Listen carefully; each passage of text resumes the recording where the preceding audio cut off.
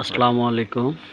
ওয়ালাইকুম সালাম। সম্মানিত বন্ধুগণ, আজকে আপনাদের মাঝে অত্যন্ত দুঃখের কষ্টের একটা ভিডিও তুলে ধরলাম।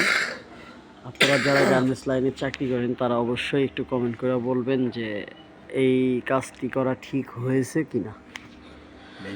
বিষয়টা হচ্ছে গিয়া, আমার বয়সে আমি 2012 সাল থেকে এই গার্মেন্টস লাইনে এখানে নতুন হইতে পারি, কিন্তু অন্য অন্য জায়গায় আরও করে আসছি। অফিসের জরুরি শিপমেন্টের কারণে শুক্রবার অফ ডেটে, আমরা সবাই জানি শিপমেন্টের কারণে শুক্রবার ডিউটি করতে হয়। এটা কিছু কিছু ক্ষেত্রে হঠাৎ হঠাৎ, হ্যাঁ।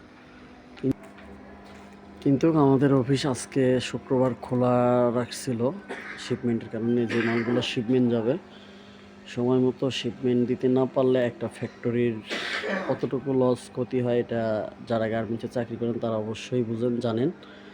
কিন্তু কি যে আজকে শ্রমিক ভাই বোনেরা যে আজকে আসে নাই, কেউ আসে নাই, দেখেন এটা খুবই দুঃখজনক একটা বিষয়।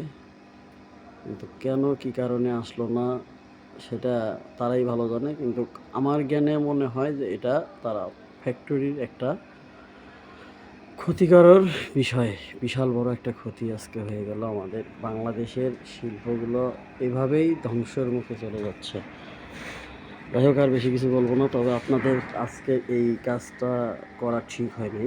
আর এই 2012 থেকে 2026 সাল চলতেছে, দীর্ঘ 15 বৎসরে এই প্রথম এই ফ্যাক্টরিতে দেখলাম যে জরুরি শিপমেন্ট থাকার কারণে কিছু লোক খোলা রাখছিল, সে কারণে কেউ আসেনি।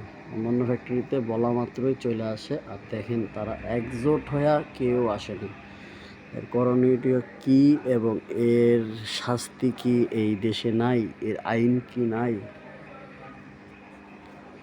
যদি এমনটা হইতে থাকে তাহলে কিন্তু বাহিরের রাষ্ট্রের বাইরেরা আমাদের দেশে আর কোনো অর্ডার দিবে না।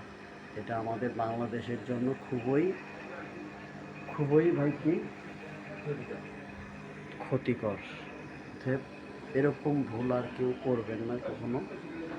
অবশ্যই চেষ্টা করবেন মালিক পক্ষ যা বলে তাই শোনার জন্য। সবাইকে অসংখ্য ধন্যবাদ। ভিডিওটি করে যদি ভুল করে থাকি তাহলে অবশ্যই ক্ষমা করবেন।